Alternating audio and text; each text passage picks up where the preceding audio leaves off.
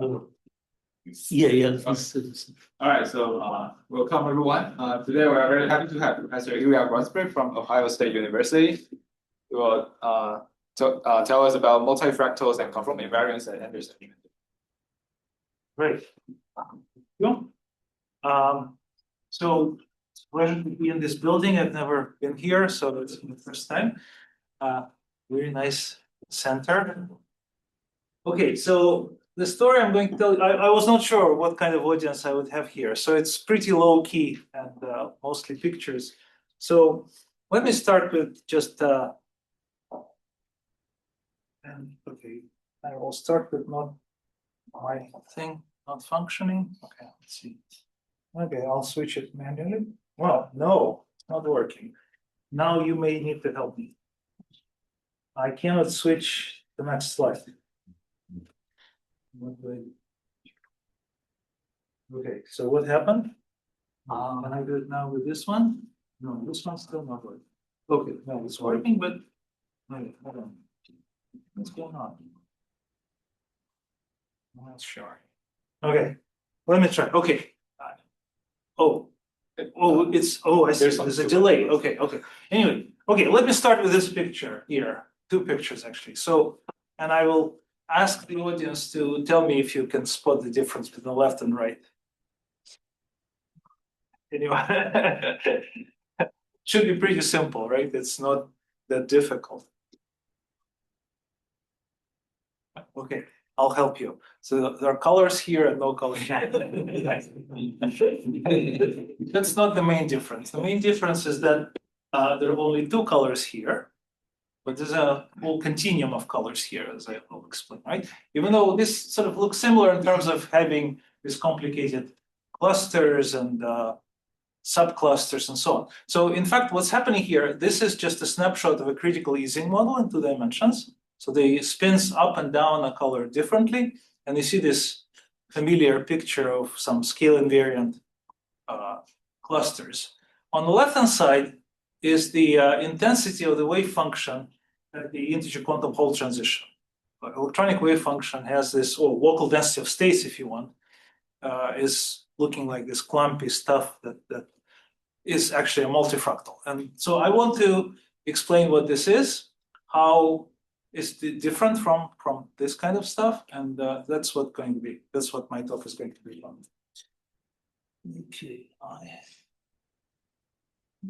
Okay, let me see. Okay, so the quantum Hall transition is an example of what I call Anderson transitions, which are metal insulated transitions driven by disorder, and essentially the starting point is to ignore interactions. Electronic interactions are turned off, and we are only thinking about the motion of a single electron in the presence of random potential. And you are interested in, eigenfunctions, eigenenergies, spectrum, so on. The one important thing about this problem is that it requires statistical treatment because you're not looking at a single disorder realization. In fact, you have to think about having a whole ensemble of samples with nominally the same disorder concentration, let's say, but different configuration of impurities. And in each such sample, whatever you measure will be a property of this sample. So in fact, it will have a distribution over the ensemble, and the full description of this system would require characterizing it as an ensemble of, a probability distribution of every measurable quantity would be the full description of this thing. But so this problem has a phase transition that conventionally we just believe that, let's say, this is a parabolic band in a clean system.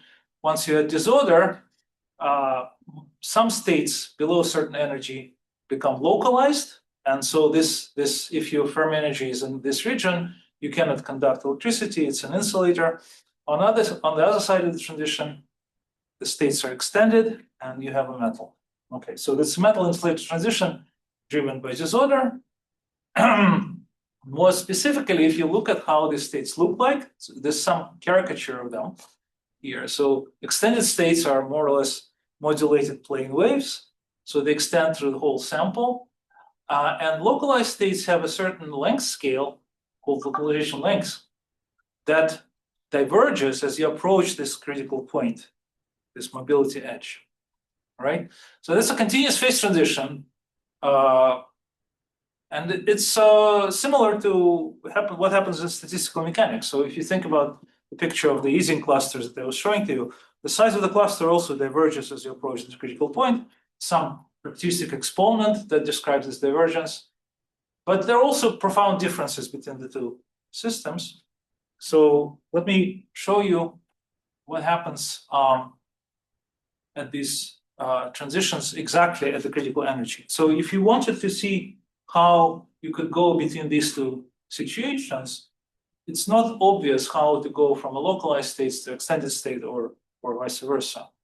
And so what really happens is that the critical functions exactly at the critical point are neither localized nor truly extended. They're complicated self-similar scale invariant multifractals that have to be characterized by a whole infinity of critical exponents. So this is an aspect that is absent in conventional critical points in statistical mechanics, that you have a whole continuum of critical exponents, and some of them are negative exponents, as we'll see. But so not much is known analytically about these transitions, but a lot of numerics exist, so that I'll be drawing on numerics somewhat.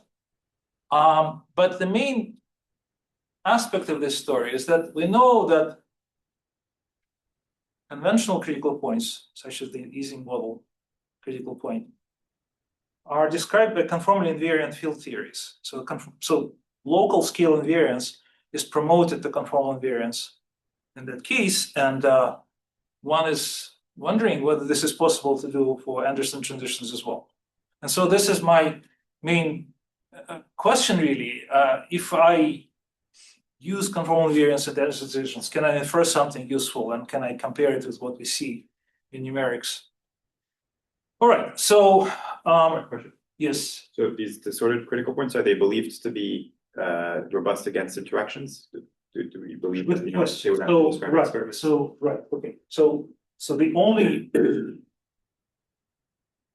reliably known case is the integer conformal transition that shows very remarkable degree of universality. It's been seen in many different systems, many samples, and they see the same critical behavior. Well, modulo some story that I don't want to go into. So it's a long story. There are lots of developments there on the experimental side as well. Most recently, people were doing it in graphene, and one of the recent papers was even claiming that it's the same universal behavior for the fractional plateau transitions as for the interconformal transition.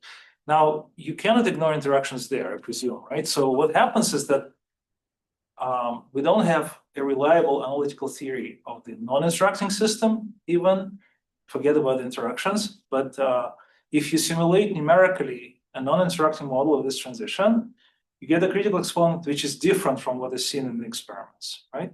So most likely, interactions are important and play some role in terms of changing the universality class. But as I said, we don't even have a reliable description of a non-interacting system.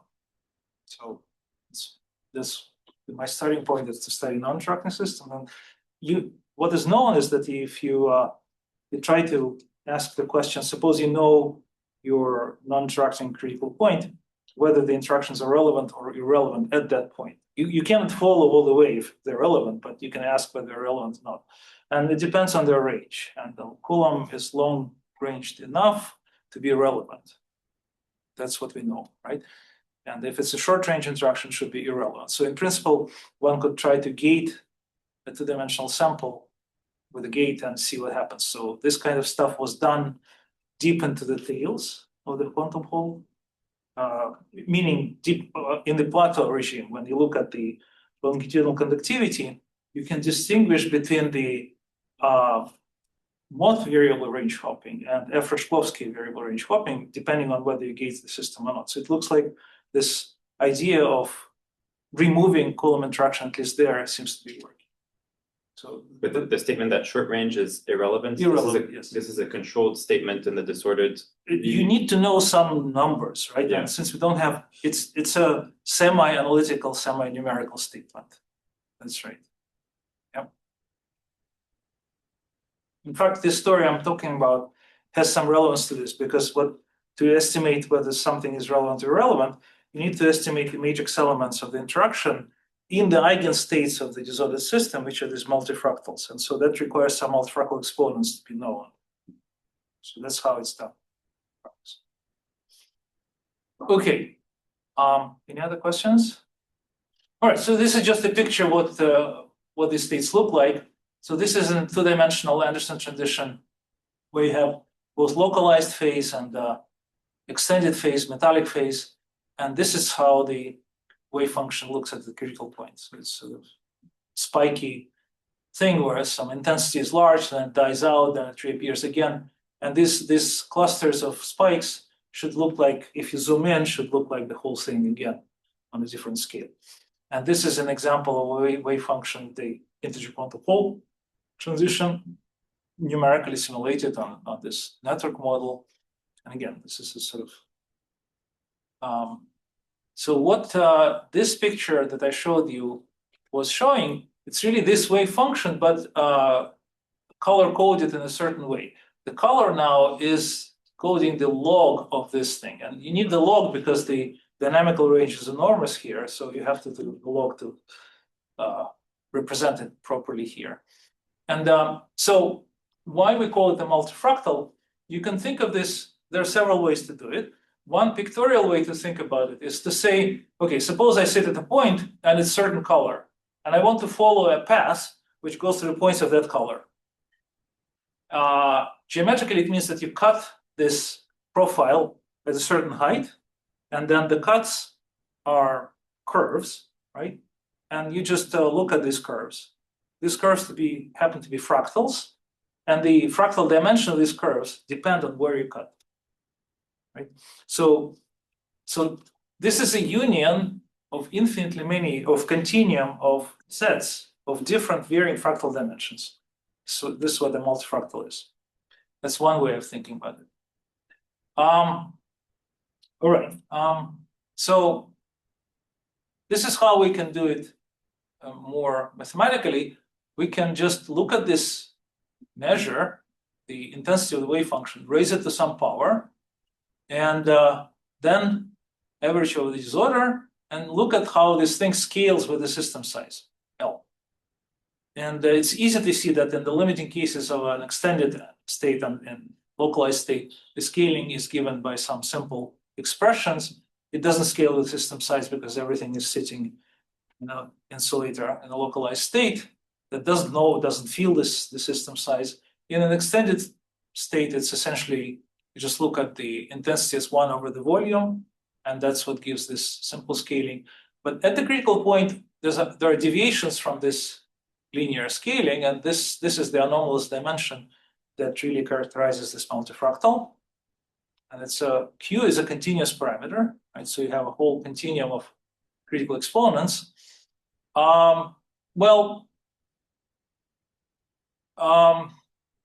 What these things really encode, some of the moments of the wave function leads to scaling with negative scaling dimensions here.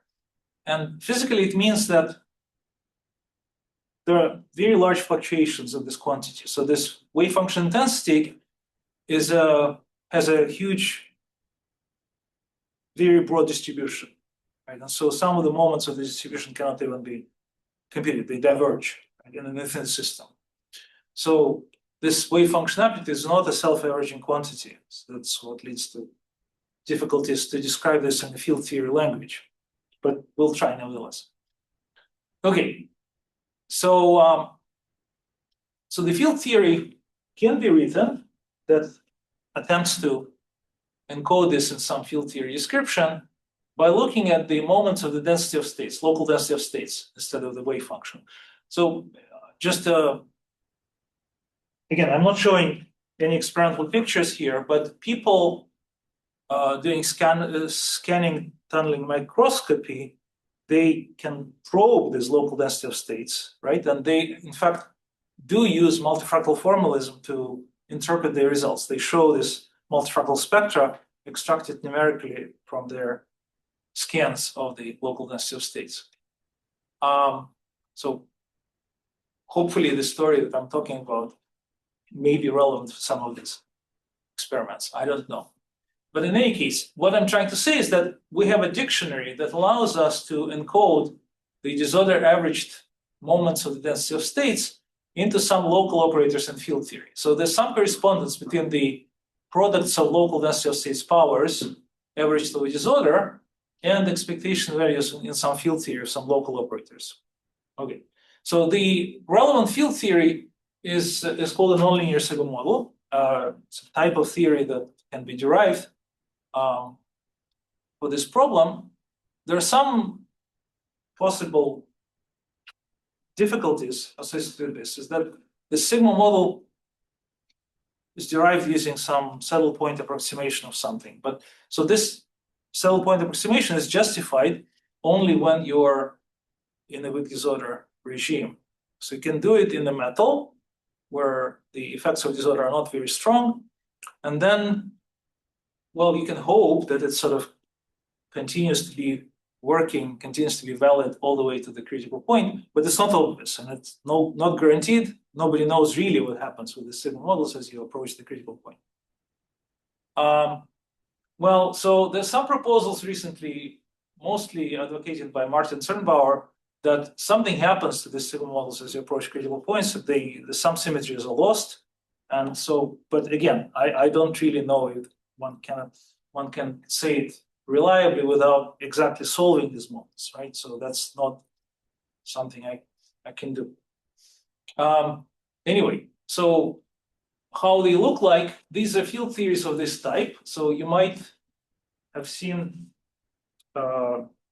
O3 sigma model, which is related to the spin chains, for example, right? In that case, the order parameter is like a unit vector n. So here, instead of a vector n, the basic field is a matrix Q, which squares to 1, but it's an element of some coset space of some 2 supergroups. And these supergroups are listed here for all 10 symmetry classes of the Anderson transitions. There's a 10-fold classification for these Anderson transitions that is related to the 10-fold classification of topological insulators as well.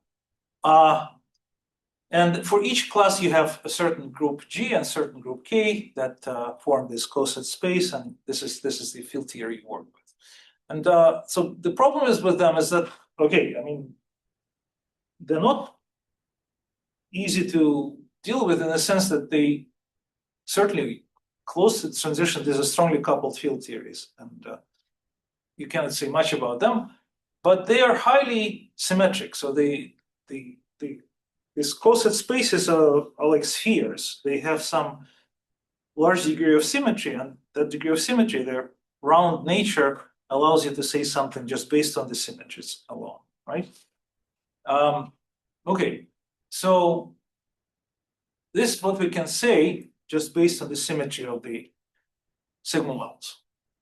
First of all, these operators that we construct, which correspond to local density of states powers, are exact scaling operators. So they are exact eigen operators of the RG transformation of the sigma model.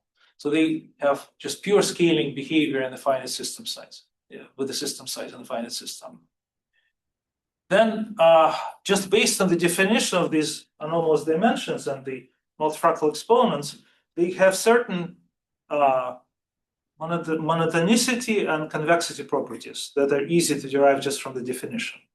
And then from these things, it follows that when Q is 0, you raise your wave function to power 0, then the scaling dimension is 0 for sure. But there's another point, another Q, that corresponds to 0 scaling dimension.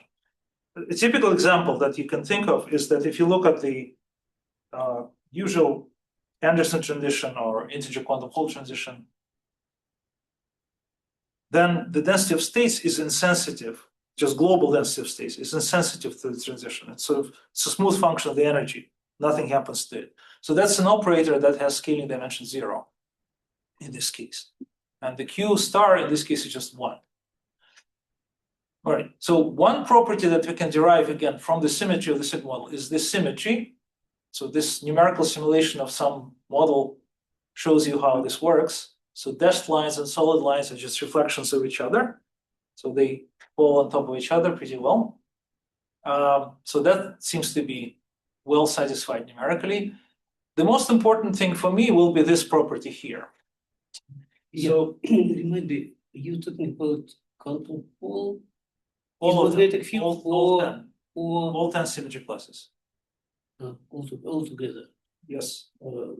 without magnetic fields. It doesn't really matter. I mean, so again, as soon as you have this model with some symmetries, this what I'm showing on the next page is following from those symmetries. So maybe I should say Not something specific to. Yeah. Let me say something here. So this is just groups. You don't know. And this D is arbitrary dimension here. So a more detailed analysis is necessary to even find out which of these models have critical points. Some of them do, some of them don't. So, for example, for this class A here, this model in 2 dimensions does not have a critical point. But if you add a topological term, it will. So you have to have a theta term to get the critical point in 2 dimensions for this class. So that's that's the quantum Hall transition. But some of them, but in 3 dimensions, it will have a transition. It will have a critical point in 3D. And n is the number of fermions. Yes. So, well, yeah. So what I'm writing here are supersymmetric sigma models. So we use both fermions and bosons. And essentially the idea to use supersymmetry is to cancel the partition function in the denominator. Right? So if you want to write the Green's function as a ratio of 2 functional integrals using, let's say, bosonic fields, then the denominator will be a determinant.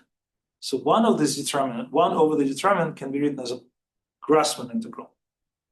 That allows you to do the disorder average. So that's a technical trick. But so if I want to apply this to a specific problem, say quantum Hall. Yeah. Again, if no interactions, right? So you have a quadratic form in the exponent. Yeah. Then what n do I choose? What value of n do I choose? So what you do, you want to study powers of the Green's functions, right? This local density of states to some power. So it depends on the observer. Yes, exactly. So this n is at least the power that you have. So in principle, n should be arbitrarily large. And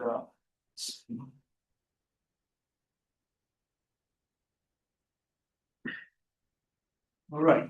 Yeah. So let me get back to this Abelian fusion story.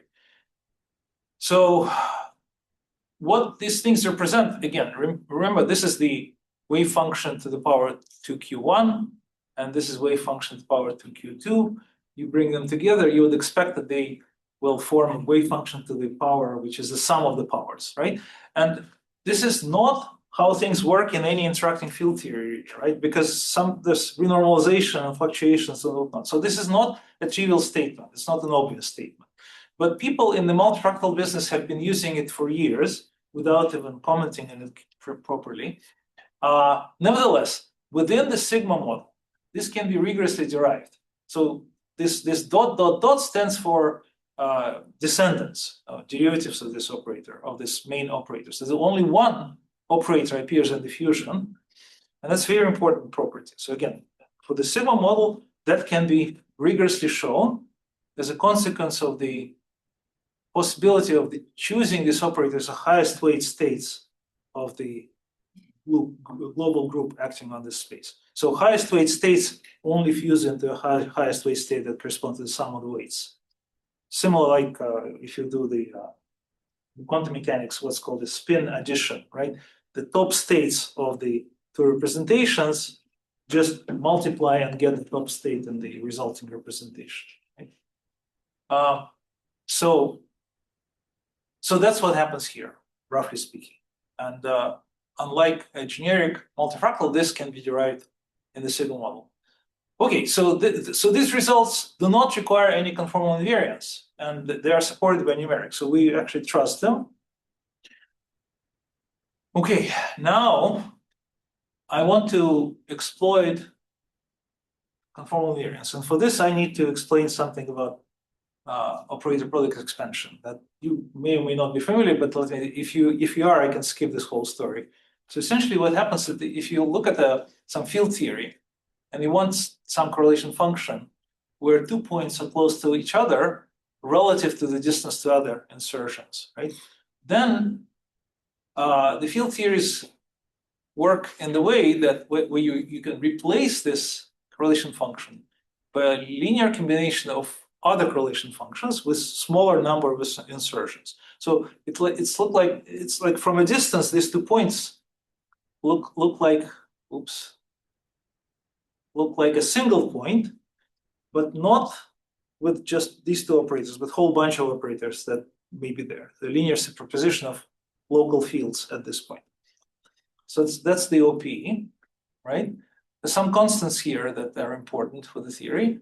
And schematically, this is really shown, usually written without this other insertion. In fact, this is only making sense inside the correlation function, but nevertheless, people just very often just write it like this. And if you care only about what operators appear on the right-hand side, you sometimes write the fusion rules instead of the OP with all the coefficients and everything. So, for example, in the Ising model, you can imagine bringing 2 spins close to each other, and they can either sit on the same point, and then they square it literally to 1. And if they are sitting on the nearby points, they form the energy operator. So that's the usual Ising model fusion rules that can be thought of as very intuitively as these possible arrangements of nearby spins. So one thing that the OPs are certainly very strongly constrained by the global symmetries of the problem. For example, for the Ising model, there's a Z2 symmetry, and sigma is an odd under the Z2, right?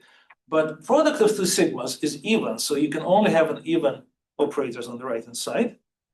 Energy and identity are both even. And the same can be said about the OPs in our case, right? So they have to be constrained by the global symmetries. This is exactly what underlies this result. Okay, so now this kind of story, yes. Just this is a very naive question, but so you somehow have a 2-dimensional CFT here. No. So again, I will be talking about generic CFTs and arbitrary number of dimensions. Both 2D will be a separate discussion, but in general, I want to talk about global conformal invariance and then arbitrary. Just to understand how the CFT relates to the original model. So let's say for the quantum transitions, which is a 2 + 1D problem at 0 temperature usually. So there you would say it's what kind of CFT that would. So let's put this. Let's disentangle various things. Yeah. So if you ignore interactions, it's not a 2-dimensional. It's not 2 + 1. It's 2 + 0. Okay. It's strictly 2-dimensional. Yeah. So you can hope to describe this by a 2-dimensional CFT. Yeah. Okay. If you turn on the interactions, experimentally they claim that the dynamical critical exponent is 1. Yeah. Z is 1. Yeah. So you can think that it's a 3-dimensional conformal field theory. Yeah. That's different story, right? But are you able in this picture? Are you able to make predictions about how correlation functions depend on time? No, I'm talking only about non-interacting case. Yeah, but let's say we wanted to look at the experiment and try to ask whether your approach to it applies, or you think it doesn't apply. I don't know. I don't think so. Let's put it this way. I don't. So the field theory that the symmetries of which I use to derive various properties are not applicable in that case. That's for sure. They are non-interacting. So they start with non-interacting electrons. Yeah. Do some transformations, some saddle point approximation. That's how you get the signal models. Yeah. If you're working with interacting systems, this is not the type of theory you get. Right. You get different kind of signals. But I guess the hope is still that there's some context where somehow for some reason interactions don't matter, and maybe this applies. Is that if the interactions don't, that's right. If they don't matter, then I hope to. Okay, well, let's say that's the case. Yeah. That you can still ask about correlation functions separated in time, right? You could probe them experimentally. What would it mean for your description to apply to them? I'm not sure. So again, for non-interacting system, time is not really. I mean, you just have stationary states. That's what you're looking at. I mean, any time dependence is trivial in the sense, right? I mean, it's just e to the I et. I see. So you're saying you would see that, and that would be a sign that interactions don't matter. That's right. Yeah. So in an interacting system, that's a different story. But then, as I said, experimentally, evidence suggests that Z is equal to 1. Doesn't matter. In non-transient localization, interaction does matter. Sometimes it doesn't. Depend on Coulomb interaction does matter. Well, Coulomb usually does, but again, let's put it this way: we understand pretty well what happens deeply in the localized phase. All this variable range hopping story and Efrosh-Klowski and whatnot. So this is sort of understood, right? We also understand what happens in the metallic case, where Landau Fermi liquid theory tells us that nothing happens really, more or less, right? So right at the critical point, all bets are off, and I don't know. I mean, again, the evidence suggests that the Coulomb interaction is relevant, and then we don't really have any control. We don't know what happens. But this is on top of the statement that we don't even know what happens without interactions. So maybe it's better to sort out things without interactions first. I don't know. At least that's my take. Right? Well, okay. So now going back to the conformal field theory. So in StatMech, conformal field theories are believed to be by conformal. When you use word conformal, you mean global conformal. That's right. Which means scaling. No, it's more than that. It's more than that. It's special conformal transformation is also important. Yeah. Special conformal, but all the group, right? Yeah, but the global conformal group, that's correct. Yeah. Is the CFT unitary in this case? No, they're not unitary. That's another story that I sort of didn't explain yet, but I probably will at some point. So maybe I can say it in words right now. So the fact that we're using supersymmetry means that the partition function of the whole system is in some sense just 1. You really normalize it to 1. And that's true for any system size, system shape, disorder realization, anything. So in 2 dimensions, then it really follows immediately that the central charge is 0. But even in higher dimensions, it's clear that to get the partition function to be 1, you have to have a huge constellation with the terms, right? So it's not possible in a unitary theory. So it's inherently due to disorder that you initially. That's right. That's right. Because disorder system does not have reflection positivity. That's right. Which typically implies unity. That's right. So, thanks. So these are non-unitary field theories, but maybe they're conformal. That's my question still. So okay. So what I was trying to say is that in StatMech, in many cases, we do know that the theory describing theoretical behavior is a CFT, and we can use all the tools from CFT toolbox to study it and get some results. But it's not obvious whether this is true for the Anderson transition as well. But I hope it's true, and maybe we can do something. So it's an assumption, right? So why? So then if this is the case, then these OPs are very useful, because unlike the general field theory, in a CFT, these are actually convergent series. So these OPs become really a powerful tool. Well, okay, this is just a pictorial illustration of what local scale invariance can buy you. So you don't have to stretch things uniformly. You can do it locally and by preserving the angles. This is the conformal transformation. Okay? So let's see.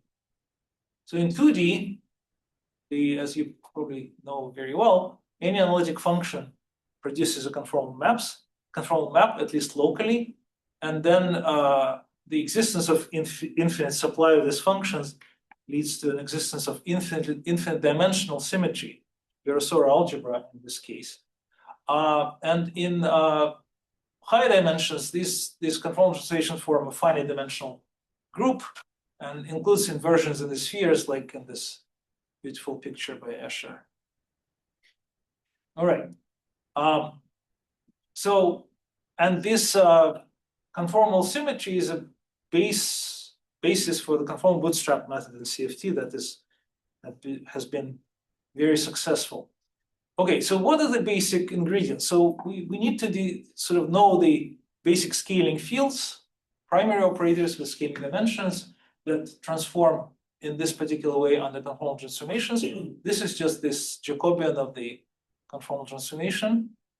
And the conformal symmetry really constrains very strongly the relation functions in the theory up to the 3-point functions. Okay, so up to 3-point functions, it determines them completely, but the parameters present here, the scaling dimensions and the OP coefficients are not generally restricted. There can be anything. Yes. So previously you mentioned the existence of operators which are non-trivial, but scaling dimension is 0. Yes, that's right. So when you write here 1-point function being delta xi, that's right. You are having in mind that there could be actually many operators. That's right. More than that's another unfamiliar territory, right? So usually you assume that only the identity gives you something here. In our case, there's another operator that's not identity. Yes. It gives you this. But by the way, if you're familiar with Liouville field theory, there's some similarities here. So Liouville is probably the closest to what I'm doing. Okay. In Liouville field theory, you can reach the Seiberg bound, where the weight of the conformal weight of the of this vertex operator will become 0 again. Nice.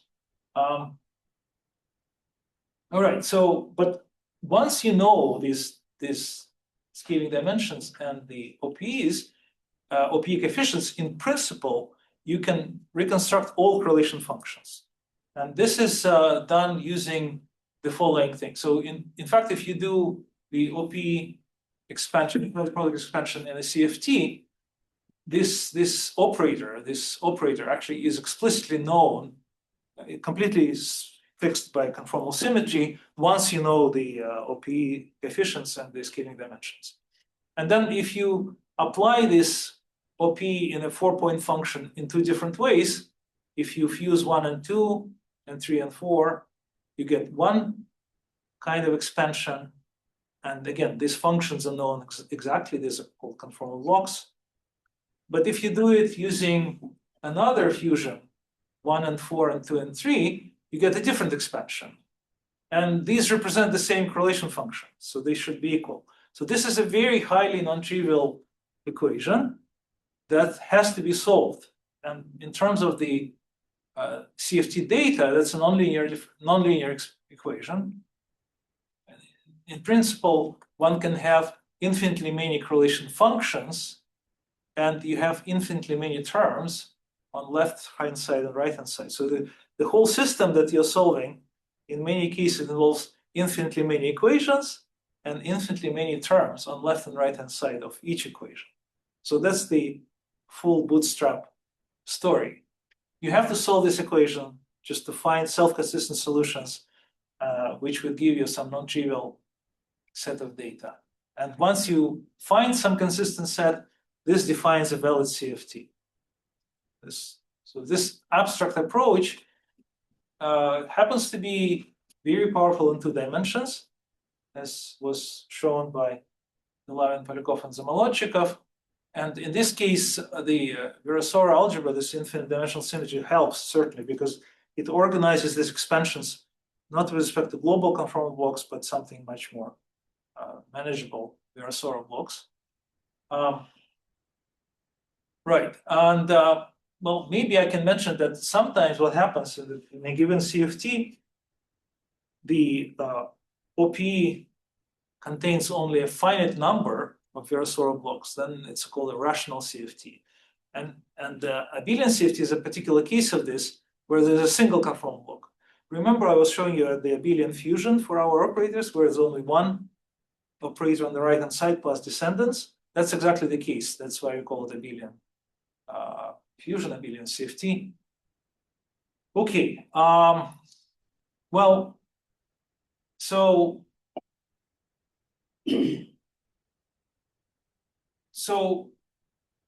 the distinction between two dimensions and higher dimensions was kind of a stumbling block for many, many years. And while the 2D CFT enjoyed great successes, both in condensed matter and in string theory, but high dimensional CFTs were kind of dormant. People were working on them, gradually getting some results.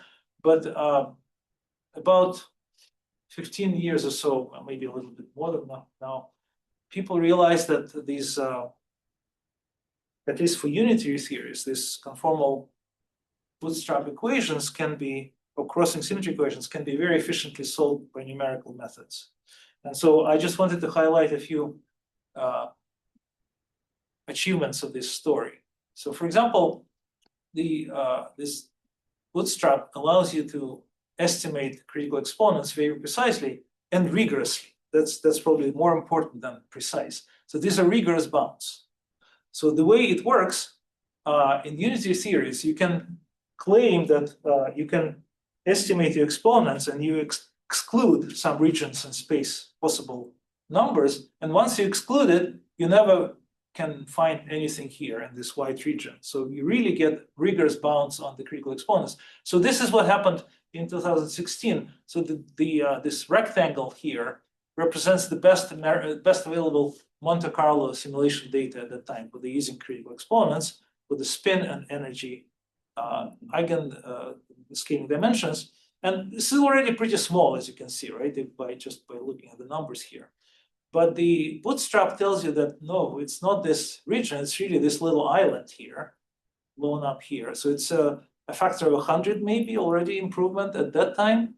And if some years later, 2 years ago, they included more correlation functions in this crossing symmetry equations, and they shrunk this region by a tiny sliver over here.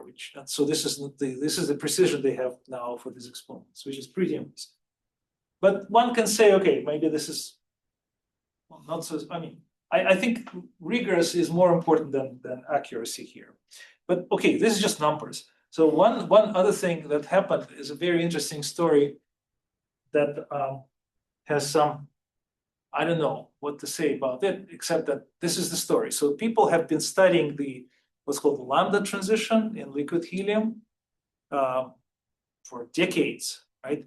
And you try to extract some critical exponents from approaching this transition, and they couldn't do it because in the lab, the liquid got stratified due to gravity. So it had different densities up and down in the sample, right?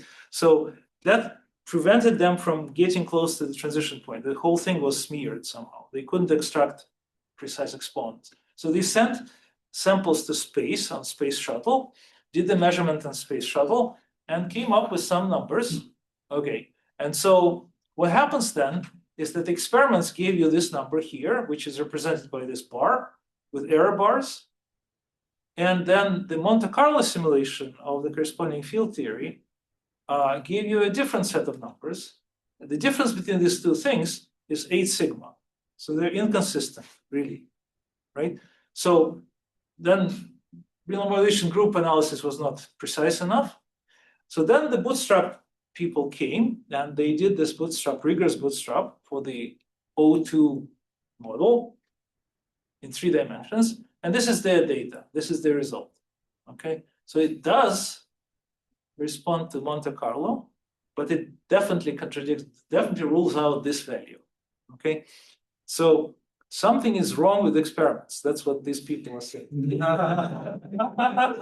They're adamant about this because this is a rigorous bound on the critical exponents for that model, right?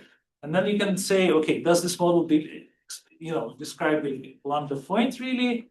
Well, based on symmetry, we would say yes, it should, but that's the state of the art right now. So this was done in 2003 experiment. The data are publicly available on some website. You can go reanalyze them and just see what happens. So, well, but that's what it is. Anyway, so we're trying to maybe harness this power to understand Anderson transitions. And so this is what happened there. So in 2 dimensions, the existence of this just one operator on the right-hand side of the OPE immediately leads to the statement that any 4-point function would contain only one Virasoro block on the right-hand side. And then the crossing equations really simplify a lot, and you can just solve them, right? And the solutions were found a long time ago by Llewellyn and Waffa, and these are called Llewellyn-Waffa constraints. And so in the case of our operators, they look like this. And then you can realize that having a continuum of Q's, you can just expand on one of them and convert this into a differential equation and solve it. And what comes out is that the solutions to this equation are quadratic polynomials. So it has to be a parabola, all right? And then, in fact, in this case, all these guys are simply vertex operators of Gaussian free field with parabolic dimensions. And then you can ask, does one see this numerically or analytically in some solvable cases of Anderson transitions? And here's the result. For example, for the integer quantum Hall transition, there is one proposal for a specific CFT that, according to Martin Cernbaum, would describe this transition as some kind of Wess-Zumino model with some perturbation. It would give you this number for these critical dimensions. Okay, 1/4 Q, 1 minus Q. And now numerical people come in and they show you that the ratio of xq and this quadratic function is not a quarter. In fact, it's not even a constant. It's something that has deviations from a constant, right? So the claim is that numerically people see consistent. That's just the latest result. This has been seen many years ago that there's some additional term here that is not quadratic. Okay, so we already see some tension here, right? Hopefully. So I told you, right, that CFT predicts a parabolicity, and we don't see the parabolicity. There are some cousins in the class C. One of these 10 classes. There's another transition called the spin quantum Hall transition that can be mapped to classical percolation, at least for some set of correlation functions. And some exponents can be predicted analytically. And if you look at they sit on a parabola, but then numerics rules out this parabolicity again. And more recently, we did extension of this work to more complicated stories, not just the wave functions themselves, but their slated determinants of critical wave functions, the combinations labeled by partitions of an integer, or maybe just vectors. So what happens is, again, the conformal symmetry would predict that these guys, that's how they look like, just with illustration. They would satisfy the Abelian fusion. They would have these parabolic dimensions, all right? Again, these numbers are all known. This goes from group theory. This B is not specified by anything. This is an arbitrary parameter. But now you can try to, again, just confront what happens with the things known from the mapping to percolation. And mapping to percolation allows you to express everything in terms of so-called n-leg exponent or n-hull exponents, which are known in percolation. And the results are different. So parabolic dimensions are not equal to the ones that are given by this mapping, okay? So they're different numbers. And so this is probably, for me, this personally, it's a much stronger statement than looking at some numerics and seeing some small deviations. It's just it's an analytical result.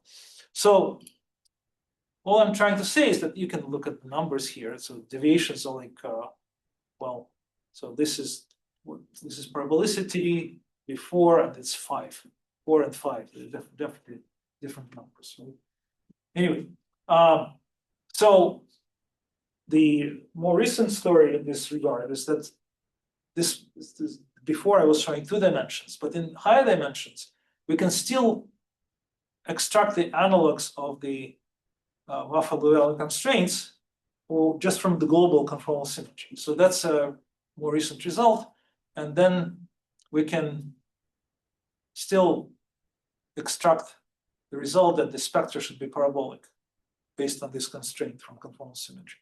So again, parabolicity seems to be the property not specific to 2 dimensions. Once you have conformal invariance, this follows. And then one can look at higher dimensional data, either numerical or 2 plus epsilon expansion for the sigma models.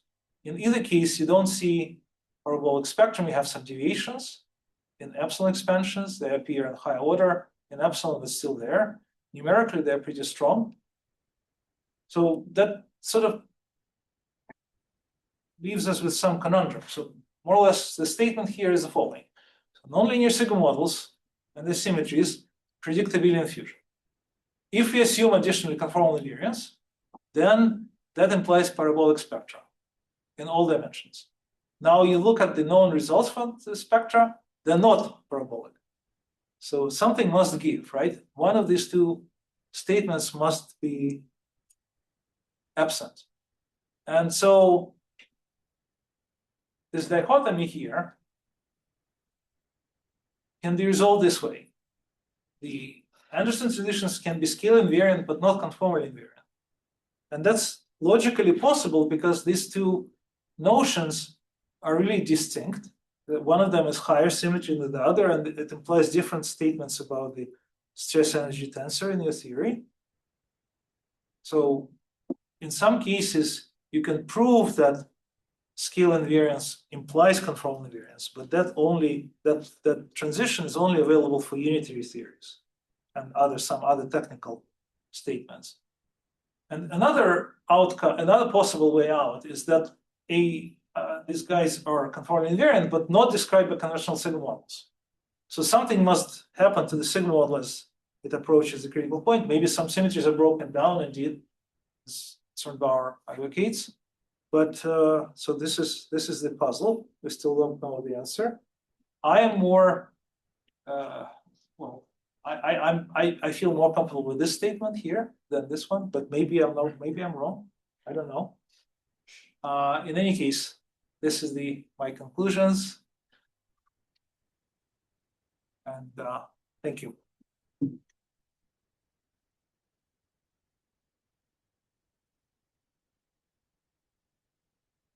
Yes.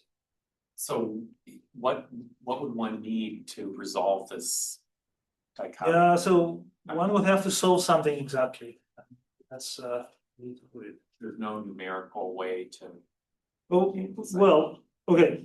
So one thing is that the way we look at this is very sort of roundabout, right? We look at the spectrum of some operators and claim that we compare it to some results from compulsions. A much more direct evidence would be looking at, let's say, 3-point functions of these operators and directly seeing violations of the conformal form, right?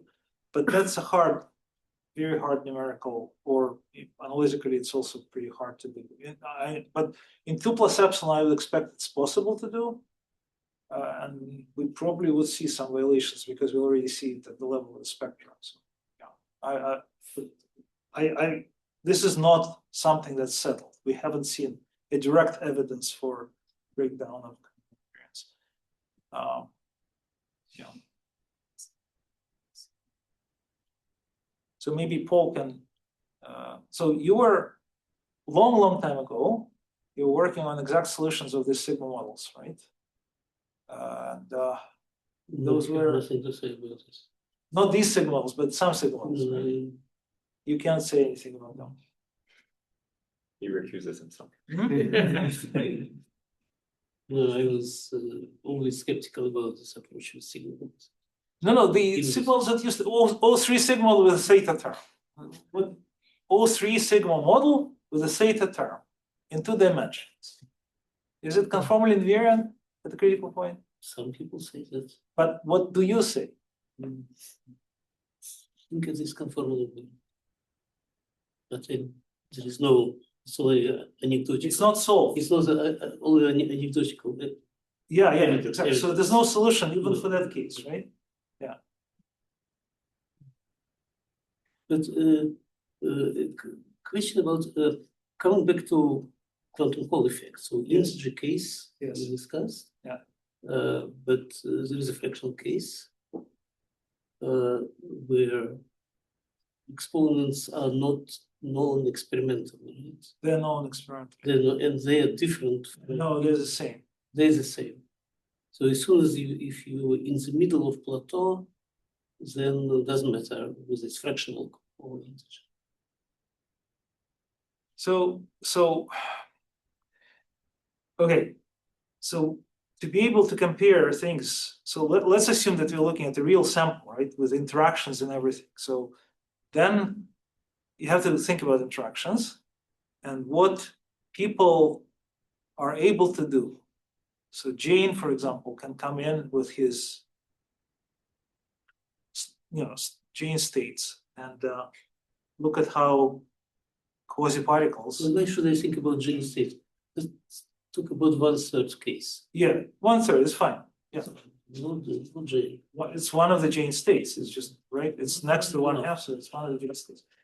So he can numerically, using this ansatz, variational ansatz, estimate the interaction elements. So he claims that he can show that this is exactly the same as non-interacting case. That's his. So sorry, take it back. So my understanding is that the whole construction is that you attach these fluxes to this particle and then they behave like integer quantum Hall effect, right? So that's and if you have some residual interactions between them, you can treat them maybe on par with what happens to electrons in the lowest Landau in the integer quantum Hall, and that's why you may expect this universality to happen there. So they claim to have explained this universality. And is experiment accessible in the fractional case? In what sense? Does experiment can access the exponent? Yeah, I can show you. Transport for sigma xx. Yeah, sigma. Well, mostly it's usually sigma xy that they're extracting the critical exponents from, but both. So you know what happens, right? You have a step in one of them, and you have a peak in the other one, which shrinks. So the scaling with temperature you can extract from both. And they're the same as for integer case? Yeah, that's right. In the latest experiments on graphene, where things are under control, the semiconducting devices suffer from many additional problems. But again, there's some story behind it, which it would take some time to explain. So.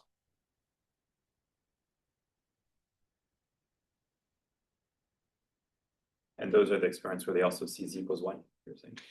What?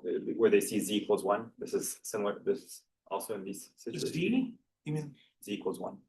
Scaling of time. Right. This is also in quantum Hall transition. So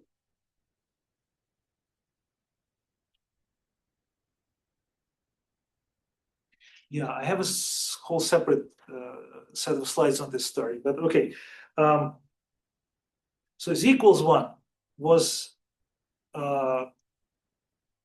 believed to be correct from some rather hand-waving arguments due to Fisher and other Greenstein, some people from back in the 80s. They were talking about some other transition, but now it seems to be the arguments would be applicable to any quantum critical point, more or less, with strong Coulomb interactions, right? And experimentalists were not able to separate the localization length exponent and z because they always measure the temperature scaling, right? And so you have to separately measure z in some way. And one way to do it is to study finite size samples and cool the system so cold that the phase breaking length becomes on the other side of the system size. And there's some rounding off of this divergence. And from this rounding off, they extracted the z exponent. And it turned out to be 1, more or less. Experimentally. Experimentally, right? They separately. So, and this z also can be extracted from some other. So this paper that I'm referring to, a recent paper on graphene, they also extracted z independently. I forgot how. Sorry, I'm not remember. But it's also happened to be for all of these transitions. Yeah.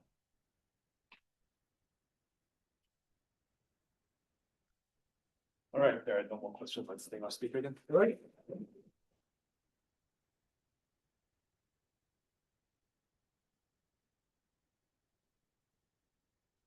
You can turn this off. Yes.